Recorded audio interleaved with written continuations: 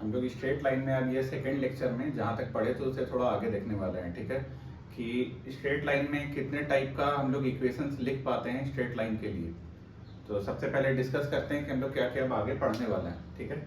इस लेक्चर में क्या पढ़ेंगे, तो हम लोग सबसे पहले ये जान गए थे कि अगर y इक्वल टू के या तो x इक्वल टू के कोई लाइन है तो उसका इक्वेशन हम लोग कैसे लिखते हैं, ठीक है। अब हम लोग देखने वाले हैं कि स्लोप क्या होता है। सबसे पहले तो हम लोग जानेंगे स्लोप के बारे में, ठीक है। तो स्लोप देखो, स्लोप को हम लोग रिप्रेजेंट करते हैं m से, ठीक है। स्लोप होता है m। अगर थीटा के रिस्पेक्ट में बोले तो इसको हम लोग बोलते हैं tan थीटा, ठीक है। अब ये थीटा क्या होता है, तो थीटा होता है एंगल टेकन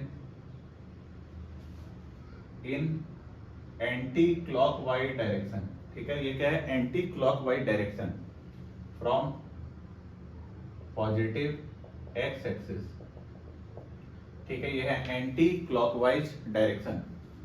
तो अब समझते हैं कि ये क्या है। तो अगर ये एक्स एक्सिस है और यहाँ पे मान लो कि ये वाई एक्सिस है, ठीक। एक लाइन है यहाँ पे L, वो लाइन यहाँ से 30 डिग्री का एंगल बना रहा है। तो अगर बोले कि यहाँ पे स्लोप क्या होगा, तो देखो ये positive direction of x axis है। पॉजिटिव एक्स एक्सिस नहीं बोल रहा है, पॉजिटिव डायरेक्शन, ठीक है। ये डायरेक्शन होना चाहिए। डायरेक्शन का मतलब है कि ये मत सोच लेना कि इधर से अगर मेजर कर रहे हैं तो वो नेगेटिव डायरेक्शन हो गया। डायरेक्शन ये होना चाहिए, डायरेक्शन ऐसा उल्टा नहीं होना चाहिए, ठीक है। अब ये positive direction of x axis से हम लोग को क्या जाना है, एंटी क्लॉकवाइज डायरेक्शन में। क्लॉकवाइज का मतलब होता है क्लॉक के जैसा, और एंटी क्लॉक मतलब क्लॉक के उल्टा। तो ये 30 डिग्री, तो यहाँ हम लोग को पता चल गया थीटा कितना है, 30 डिग्री। तो स्लोप क्या होगा, tan 30 डिग्री, और tan 30 डिग्री क्या होता है, 1/√3, ठीक है।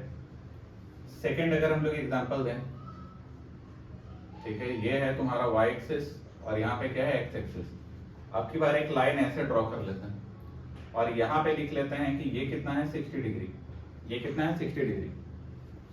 अगर ये 60 डिग्री है तो हम लोग मेजर किधर से कर रहे हैं, क्लॉकवाइज मेजर कर रहे हैं। कैसे, क्लॉकवाइज। लेकिन थीटा क्या होता था, एंटी क्लॉकवाइज। तो अगर ये 60 है तो ये पूरा कितना होगा, 180। 180 में 60 चला गया तो ये कितना बचा, 120। तो मेरा थीटा क्या होगा, थीटा होगा 120। जैसे थीटा 120 आया तो अब हम लोग इसका वैल्यू निकालेंगे। तो tan 120, उसी को तो हम लोग स्लोप m बोलेंगे, ठीक है। तो वो कितना होगा, tan 1 × 90 + 30। तो तुम बताओ, tan में ये 1 है तो 1 के कारण ये क्या हो जाएगा, cot, और लास्ट में क्या आ जाएगा, 30।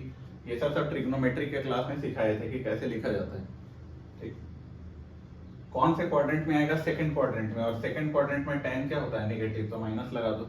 अब माइनस cot 30 है तो इसको ऐसे भी लिख सकते हो, -1/tan 30, अगर तुम लोग को tan 30 का वैल्यू पता है तो। और tan 30 क्या होता है, 1/√3, तो इसका आंसर क्या होगा, -√3। तो समझ में आ गया कैसे सॉल्व किया जाता है। एक क्वेश्चन और ले लेते हैं, ठीक है। तो हम लोग ऐसे भी बोल सकते हैं, तीसरा एग्जांपल, कि ये y एक्सिस और यहाँ पे कौन है, x। अब की बार ऐसे लाइन ड्रॉ किए और ये हो गया मेरा 60 डिग्री, ठीक है। अगर ये 60 हुआ तो ये तो थीटा नहीं होगा, लेकिन हम लोग जानते हैं वर्टिकली ऑपोजिट एंगल से ये 60 है तो ये भी 60 होगा, और ये छोटा सा एंगल है वो 90 डिग्री होगा। तो जो बचा हुआ एंगल है वो कितना होगा, तो एक ट्राइंगल, ये जो छोटा ट्राइंगल बन रहा है इसका तीनों एंगल का सम कितना होता है, 180। तो इसका मतलब ये 60 हो गया, ये 90 हो गया, तो बचा हुआ कितना हुआ, 30। लेकिन हम लोग को ये एंगल भी नहीं चाहिए, हम लोग को तो ये वाला रिमेनिंग एंगल चाहिए। तो ये रिमेनिंग एंगल कितना होगा, 30 में से 180 में से 30 माइनस करो तो कितना, 150। अगर ठीक से नहीं दिख रहा है तो इसको फिर से ड्रॉ करते हैं। देखो यहाँ पे y एक्सिस, इधर कौन है, x एक्सिस, इधर है लाइन। अगर ये वाला एंगल है 60 डिग्री तो हम लोग को पता है ये भी कितना होगा, 60 डिग्री। ये तो 90 डिग्री है, और एक ट्राइंगल का तीनों एंगल का सम कितना होता है, 180। तो ये 60, ये 90, तो ये कितना हो जाएगा, 30। लेकिन हम लोग को कौन सा एंगल चाहिए, इधर से ये वाला एंगल चाहिए। तो टोटल 180 डिग्री में से 30 चला गया तो कितना बचा, फिर 150 डिग्री। तो जो मेरा थीटा है आपकी बार वो कितना है, 150 डिग्री। तो स्लोप कितना हो जाएगा, tan ऑफ 150 डिग्री, मतलब tan ऑफ 1 × 90 + 60, ठीक है। तो m कितना आ गया, सेकंड क्वाड्रेंट में हो जाएगा cot, और ये कितना हो जाएगा, 60 डिग्री, मतलब -1/tan 60 डिग्री, जो कि कितना होता है, -1/√3। तो समझ में आ गया होगा कि स्लोप को एंगल के टर्म में हम लोग कैसे देखते हैं, ठीक है। अब इसी स्लोप को हम लोग देखने वाले हैं पॉइंट के फॉर्म में, ठीक है।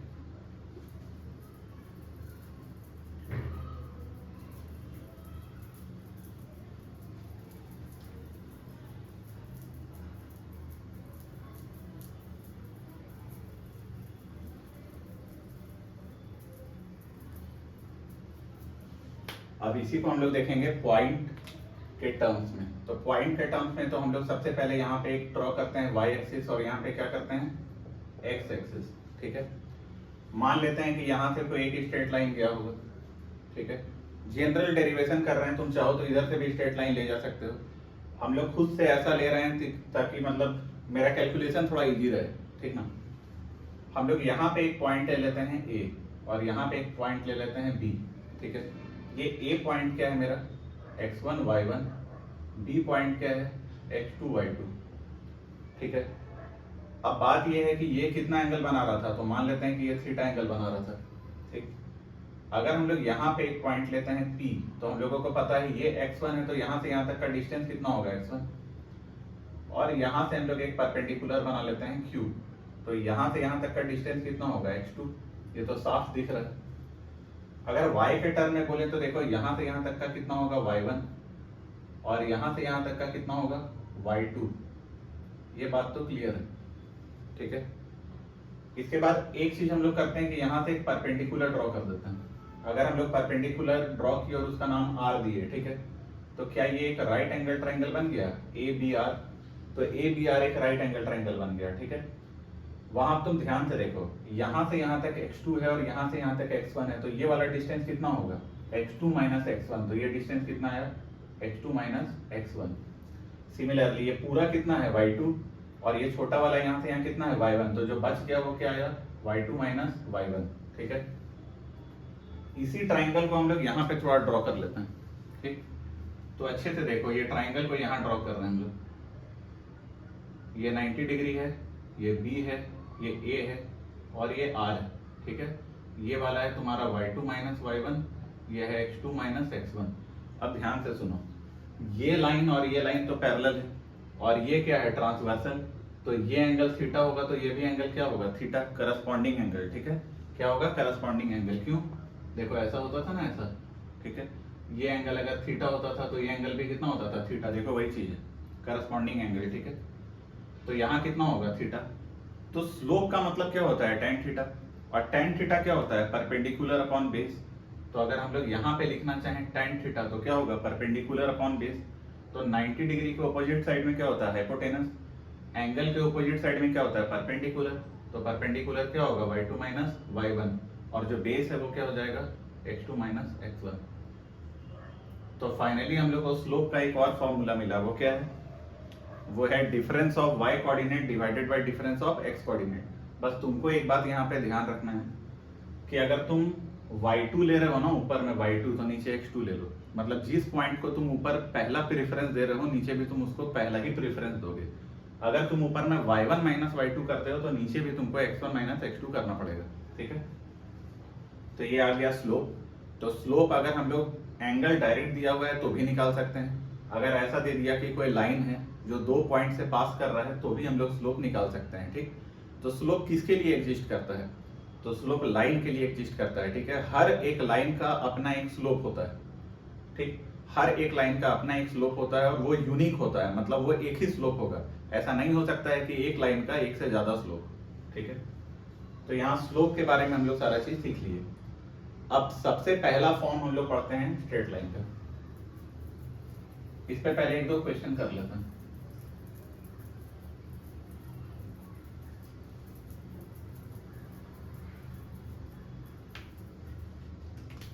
ठीक है, तो इस पे एक क्वेश्चन करते हैं। अगर मान लो कि यहाँ पे एक पॉइंट है A और एक पॉइंट है B, ये पॉइंट है 1,2, ये पॉइंट है 3,4, ठीक है। तो बोलेंगे चलो इसका स्लोप निकालो, तो स्लोप क्या होगा, ये x1 है, ये y1, ये क्या है x2 और ये क्या है y2। तो हम लोग फॉर्मूला क्या लिखेंगे y2 minus y1 divided by x2 minus x1, मतलब 4 माइनस 2 डिवाइडेड बाय 3 माइनस 1, तो कितना हो गया 2/2, तो कट के कितना आ गया 1। तो इसका स्लोप यहाँ पे कितना आ गया 1। एक और एग्जांपल करते हैं। अगर यहाँ पे P है और यहाँ पे क्या है Q, इसको हम लोग दिए 3 4 और यहाँ पे दिए 5 4, ठीक है। अब की बार स्लोप निकालना है तो क्या करेंगे, y2 माइनस y1, तो इसको लिखो, ये क्या है x1 y1, ये क्या है x2 y2, तो y2 माइनस y1 मतलब 4 माइनस 4 और 5 माइनस 3, तो ये आ गया 0/2, मतलब कितना आ गया 0। किसी का स्लोप 0 है, इससे क्या समझ में आता है कि वो लाइन या तो खुद x एक्सिस है या x एक्सिस के पैरेलल कोई भी लाइन है, ठीक है। तो यहाँ हम लोग पहला एक नोट लिख सकते हैं, वो नोट क्या है, if slope equal to 0 means line is x axis itself or parallel to x axis, ठीक है। वो लाइन x एक्सिस खुद है या तो पैरेलल टू x एक्सिस है। कैसे, तो देखो ये y एक्सिस है और यहाँ पे कौन है x एक्सिस, खुद कोई भी लाइन x एक्सिस के पैरेलल है, तो अगर x एक्सिस के पैरेलल है तो वो x एक्सिस के साथ कितना एंगल बना रहा है, 0 डिग्री बना रहा है, तो थीटा कितना बनाया, 0 डिग्री। 0 डिग्री बनाया तो स्लोप क्या होता है, tan थीटा, मतलब tan 0 और tan 0 कितना होता है, 0, ठीक है। थर्ड एग्जांपल लेता है। थर्ड एग्जांपल अगर मान लो यहाँ पे a है और यहाँ पे क्या है b, यहाँ ले लिए 1,3 और यहाँ ले लिए 1,5। अब की बार अगर हम लोग स्लोप निकाले तो क्या लिखे, 5 माइनस 3 और 1 माइनस 1, मतलब 2/0। तो 2/0 क्या हो गया, ये अनडिफाइंड हो गया, ठीक है, ये अनडिफाइंड हो गया। तो अनडिफाइंड मतलब स्लोप अनडिफाइंड हो गया। तो स्लोप होता क्या था, स्लोप तो tan थीटा होता है, और tan थीटा कब अनडिफाइंड होता है, जब थीटा कितना होता है, पाई/2 मतलब 90 डिग्री। इसका ये मतलब है कि स्लोप अनडिफाइंड तभी आएगा जब तुम्हारा जो लाइन है वो y एक्सिस खुद हो या ऐसा लाइन जो y एक्सिस के क्या हो जाए, पैरेलल हो जाए, ठीक है। तो उसको भी हम लोग नोट करके लिख लेते हैं। नेक्स्ट नोट,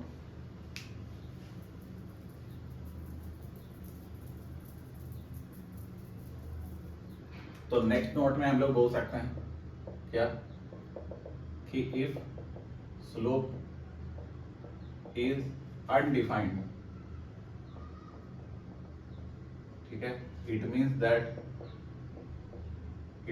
दैट इसका क्या मतलब होता है कि द लाइन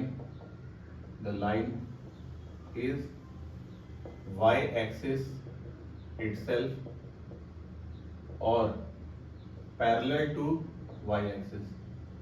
ये सिंबल का क्या मतलब होता है, पैरेलल टू y एक्सिस, मतलब ऐसा कोई भी लाइन जो y एक्सिस खुद हो या y एक्सिस के पैरेलल हो। तो ये ऑल अबाउट क्या था, स्लोप। तो स्लोप के बारे में हम लोग इतना जान गए। नेक्स्ट वीडियो में हम लोग क्या करेंगे कि हम लोग सीखेंगे कि एक लाइन का इक्वेशन कितने तरीके से निकाला जा सकता है, ठीक है। सारे तरीके को हम लोग एक एक करके पढ़ेंगे और उस पर कुछ एग्जाम्पल देखेंगे। Thank you.